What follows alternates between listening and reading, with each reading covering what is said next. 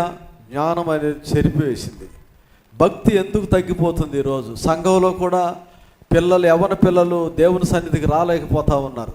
పెద్దవాళ్ళు కూడా జ్ఞానం, విజ్ఞానం పెరిగింది, డబ్బు పెరిగింది, ఆస్తులు పెరిగినాయి, వసతులు పెరిగినాయి, లగ్జరీ పెరిగింది. అందుకని ఇప్పుడు దేవుడు అవసరం లేడు. దేవునికి భయపడట్లా, దేవునికి అప్పగించుకోవట్లా. దేవుడే నెక్స్ట్ అంటున్నారు, ఫస్ట్ వాళ్ళ సొంత కార్యాలు. కాబట్టి ఇటువంటి పరిస్థితుల్లో కారణం ఏంటంటే నీ విద్య, నీ జ్ఞానము నిన్ను చెరిపివేస్తుంది. అధికమైనటువంటి విద్య ఆయాసమును కలుగు చేస్తూ ఉంది. విద్యావంతుల వలనే ఈరోజు ప్రమాదాలు జరుగుతూ ఉన్నాయి. ధనవంతుల వలనే ఈరోజు ప్రమాదాలు జరుగుతూ ఉన్నాయి.